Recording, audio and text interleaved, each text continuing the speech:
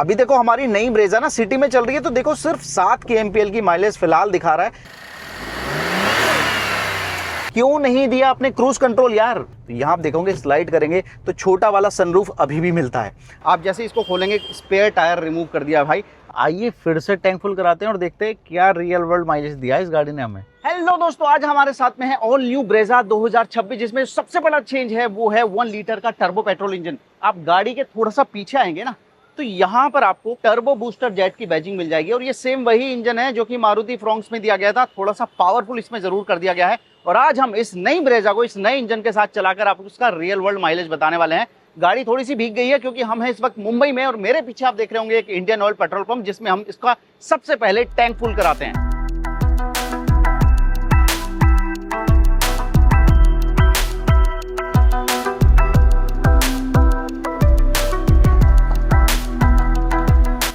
ये देखो भाई, ये देखो टैंक फुल ऊपर तक कर दिया हमने।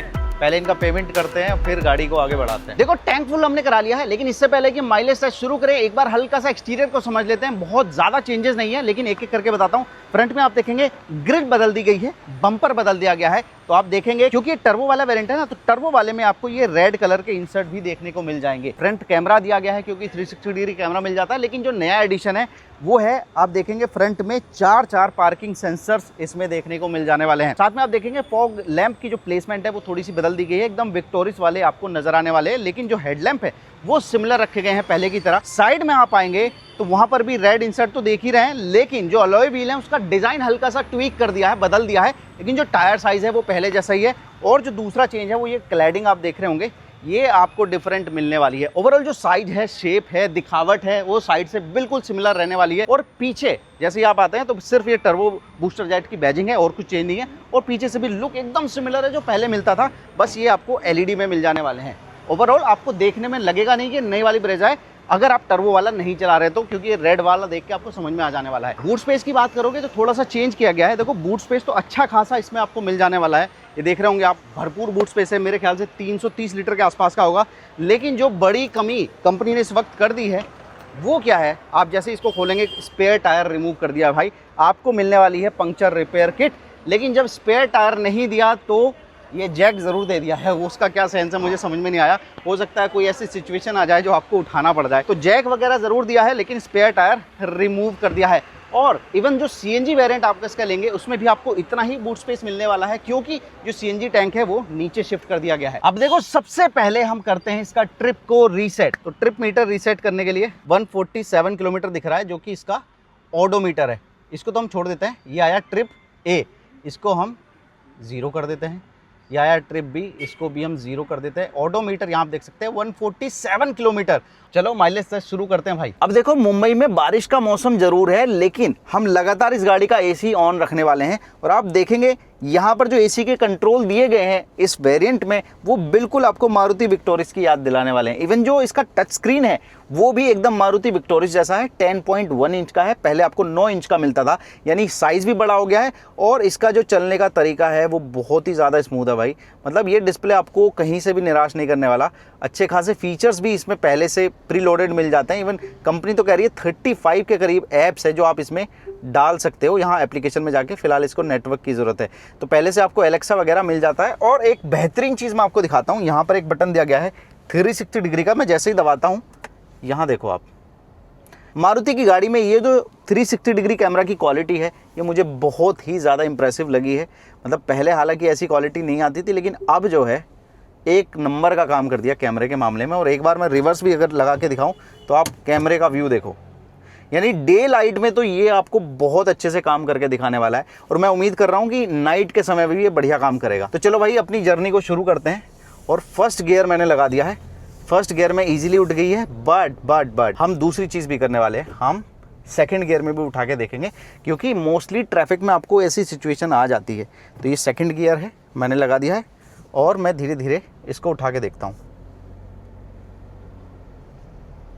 कोई बड़ी परेशानी इस गाड़ी को नहीं हो रही है। आप देख रहे हैं मुंबई के एक लोकल इलाके में फिलहाल हम इस गाड़ी को यूज़ कर रहे हैं। और इस डिस्प्ले में आपको वायरलेस कनेक्टिविटी मिलती है।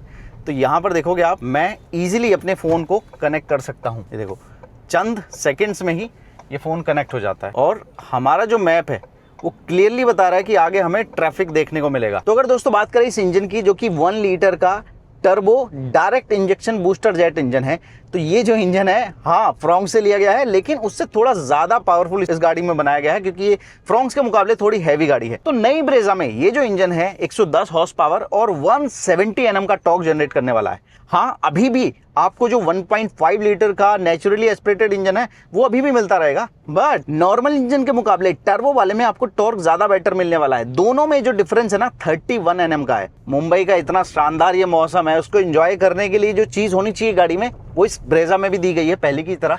तो यहाँ आप देखोगे स्लाइड करेंगे तो छोटा वाला सनरूफ अभी भी मिलता है। अब बात करते हैं भाई क्लेम माइलेज क्या दिया है कंपनी ने इस नए इंजन के लिए। तो अगर भाई आप इसका लोअर वेरिएंट कोई ले लेते हैं टर्बो पेट्रोल इंजन का, तो आपको जो क्लेम माइलेज दिया गया है वो करीब 20.5 kmpl का दिया गया है। लेकिन अगर आप इसका टॉप वेरिएंट लेते हैं जहां फीचर्स थोड़े बढ़ जाते हैं, तो वहां पर जो क्लेम माइलेज है वो 19.96 यानी करीब 20 kmpl का दिया गया है। अगर बात करें दूसरा बड़ा अपग्रेड क्या मिलता है इस गाड़ी में, तो वो है ये है इसका 6 स्पीड का मैनुअल ट्रांसमिशन, जो कि पहले इसमें मिलता था सिर्फ 5 स्पीड का, जिसको रिप्लेस करके ये नया गियर बॉक्स आ गया है, जिसके छोटे छोटे बहुत सारे फायदे हैं। एक एक करके आपको बताता हूं। जैसा कि आप देख रहे हो थोड़ा थोड़ा ट्रैफिक है इस समय और मुंबई सिटी में हम चला रहे हैं, और जब आप सिटी में इस इंजन को ड्राइव करेंगे तो आपको इसका रिफाइनमेंट फील होने वाला है। भाई देखो टर्बो इंजन जरूर है, लेकिन आपको टर्बो लैग जो है वो बहुत ही मिनिमम फील होने वाला है।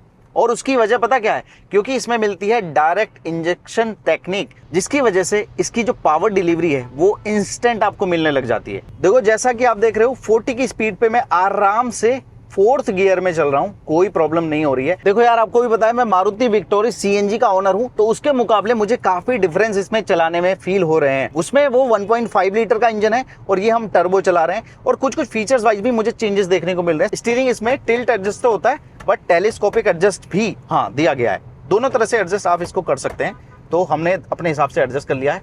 और यहाँ आप देखेंगे ये बता रहा है कि इस वक्त हम कौन से गियर में चल रहे हैं, जो कि भाई मुझे अपनी विक्टोरिया सीएनजी में देखने को नहीं मिलता। इस फीचर को मैं बहुत ज़्यादा मिस करता हूं, और ये बहुत नॉर्मल सा फीचर है, ये दे देना चाहिए। इसके अलावा अगर मेरी स्पीड आगे पीछे होती है, मान लीजिए 3rd है ये, है ना, स्पीड थोड़ी ज़्यादा है, तो ये देखो ये खुद बताने लग गया कि भैया बढ़ा के इसको 5th पे ले आओ। इन चीज़ों से आपको पता चल जाता है कि भाई गाड़ी किस गियर में चल के आपको बढ़िया माइलेज या अच्छी इंजन हेल्थ आपको मिलने वाली है। ये चीज़ें होनी चाहिए जो कि हमारी विक्टोरिया सीएनजी में नहीं मिलती है।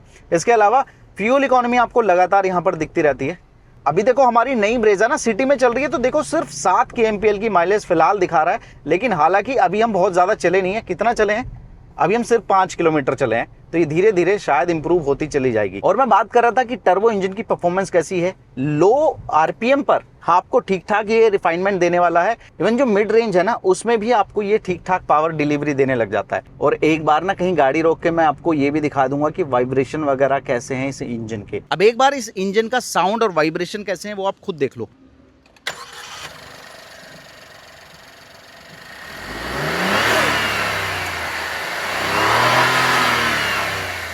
अब देख रहे हो आप कितने ज्यादा ट्रैफिक में हम इस वक्त चला रहे हैं, और यहाँ पर इसका गियर बॉक्स ना काफी हेल्प करता है। वो कैसे? देखो 5 की जगह जब 6 स्पीड मैनुअल ट्रांसमिशन आ गया, तो इसके जो गियर रेशियो है ना वो थोड़े छोटे होते हैं, जिसका फायदा आपको मिलता है कि लो एंड टॉर्क आपको थोड़ा जल्दी मिलने लग जाता है, और उसकी वजह से आपको जो फ्रीक्वेंट गियर शिफ्ट करने पड़ते हैं वो थोड़े से कम करने पड़ते हैं, स्पेशली ऐसी सिचुएशन में। और देखो इसमें एडास तो नहीं दिया गया, लेकिन फ्रंट में आपको पार्किंग कैमरा के अलावा पार्किंग सेंसर्स भी दिए गए हैं, और वो कैसे काम करते हैं यहाँ पर दिखाता हूँ आपको। जैसे ही आप किसी व्हीकल के या ऑब्जेक्ट के बहुत ज्यादा करीब जाते हो तो क्या होता है वो मैं करके दिखाता हूँ।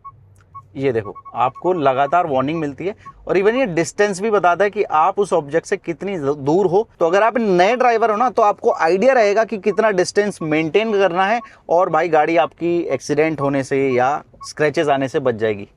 अब देखो यार इंटीरियर में भी कुछ चीज़ें बदली गई हैं, कुछ पुरानी रखी गई हैं, लेकिन बहुत सारे नए अपग्रेड भी किए गए हैं। सबसे पहले डिस्प्ले वगैरह मैं बता चुका हूँ, ये वाला पार्ट मैं बता चुका हूँ। डैशबोर्ड आप देखोगे तो वो आपको डिफरेंट नज़र आने वाला है। ये देखो अलग तरह का मटेरियल है, थोड़ा सा सॉफ्ट टच वाली फील दे रहा है। हालांकि है ये प्लास्टिक ही, लेकिन इसका मटेरियल काफ़ी अच्छा यूज़ किया गया है। बीच में पियानो फिनिश दे दी है, और यहाँ पर हार्ड प्लास्टिक का इस्तेमाल किया गया है। तो अलग अलग लेयर्स हैं, लेकिन थोड़ी सी रिफ्रेश फीलिंग तो आपको आ रही है देख के पुरानी ब्रेजा के मुकाबले। आप देखेंगे जो एक चीज़ नहीं बदली गई है वो है ये देखो, यहाँ पर सेमी डिजिटल इंस्ट्रूमेंट क्लस्टर दिया गया है, जबकि इस समय जो सेगमेंट का कॉमन फीचर हो गया है वो डिजिटल ड्राइवर डिस्प्ले मिलने लग गया है।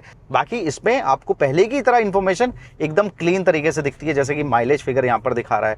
और थोड़ा सा मैं चेंज करूँ तो यहाँ पर भी माइलेज का ही मामला है, और यहाँ पर घड़ी आ जाती है, यहाँ पर मोशन आ जाता है, और यहाँ पर टॉर्क एंड पावर का वो आ जाता है, एक्सीलरेशन ब्रेकिंग का दिखा देता है। यहाँ पर क्योंकि ये हाइब्रिड टेक्नोलॉजी के साथ आता है, लेकिन स्ट्रॉन्ग वाली नहीं, माइल्ड हाइब्रिड टेक्नोलॉजी के साथ में आता है, तो यहाँ आपको दिखता रहता है कब बैटरी पावर दे रही है, कब इंजन काम कर रहा है और कब बैटरी चार्ज हो रही है। तो यहाँ पर इजीली आप ग्राफिक्स में देख सकते हैं भाई। और यहाँ पर आपको टर्न बाई टर्न नेविगेशन भी दिख जाएगा अगर आपने यहाँ पर एक्टिवेट किया हुआ है। और फाइनली हमें थोड़ी सी खुली सड़क नजर आई, जहाँ पर हम 6 गियर का इस्तेमाल कर पाए हैं। तो 6 गियर पे हम आराम से 70-80 की स्पीड पे इस गाड़ी को दौड़ा पा रहे हैं। और अगर मैं यहाँ पर देखूँ इंस्टेंट फ्यूल इकोनॉमी क्या है भाई, बहुत ही तगड़ी भाई, 40 से ऊपर दिखा रहा है, हालांकि जो कि रियल नहीं है, लेकिन आप मान के चलो कि यहाँ 20-22 का तो माइलेज दे ही देगी ऐसी सड़क पे। बाकी जो स्टीयरिंग है वो मेरे ख्याल से थोड़ा सा नया है, इसमें आपको वॉल्यूम के और क्रूज कंट्रोल मिल जाते हैं। लेकिन यार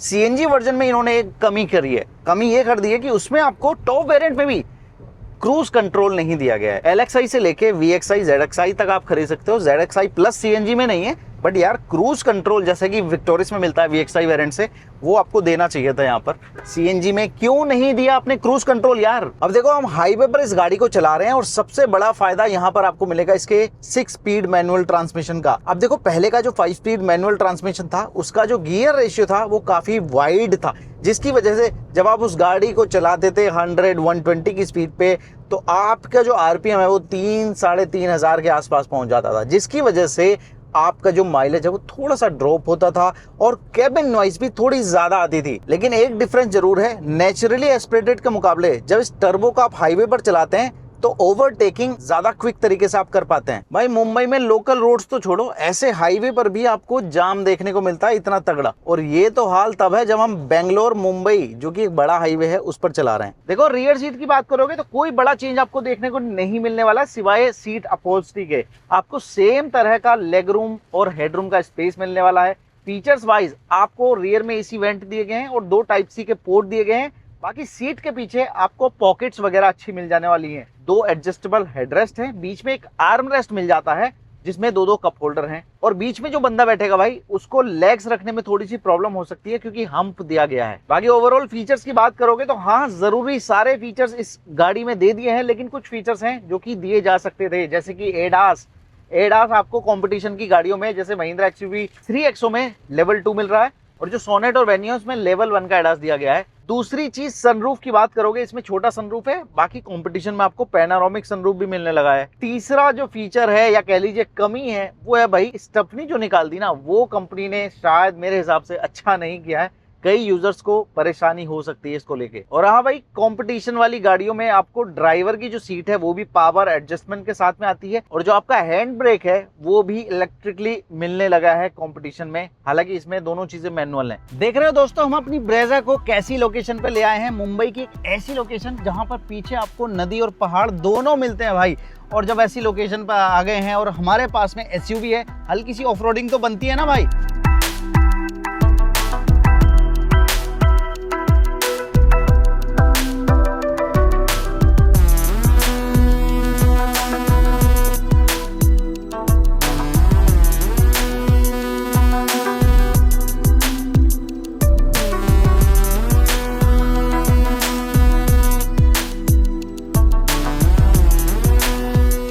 ये देखो भाई 65 किलोमीटर से ज़्यादा हम चल गए हैं और सेम उसी पेट्रोल पंप पे हम वापस आ गए हैं। आइए फिर से टैंक फुल कराते हैं और देखते हैं क्या रियल वर्ल्ड माइलेज दिया है इस गाड़ी ने हमें। हाँ ऊपर तक 0। हाँ 0। ये देखो भाई कितना तेल आ गया है जितना हमने पहले भराया था, और वहाँ पर देखो 5.75 लीटर आया है 640 रुपये का। पहले पेमेंट करते हैं फिर हम आगे बढ़ते हैं। ये देखो भाई ट्रिप A है 65, ट्रिप B भी सेम है, और यहाँ पर ओडोमीटर देख लो 213। यहाँ से आप कैलकुलेट कर लोगे कि गाड़ी एक्चुअल में कितनी चली है, कहीं हम झूठ तो नहीं बोल रहे। तो 65 किलोमीटर ये चली है और डिवाइड करेंगे कितना तेल आया है 5.75 लीटर। तो आपके सामने है ये इसका माइलेज, लगभग 11.5 kmpl का माइलेज दिया है। हालांकि आपको ये ध्यान रखना होगा कि लगातार जो हमारी गाड़ी है वो ट्रैफिक में चली है भाई, चाहे हाईवे पर भी हम गए लेकिन वहाँ पर भी हमें अच्छा खासा ट्रैफिक देखने को मिला है, तब ये रियल वर्ल्ड माइलेज इस टर्बो इंजन ने हमें निकाल के दिया है।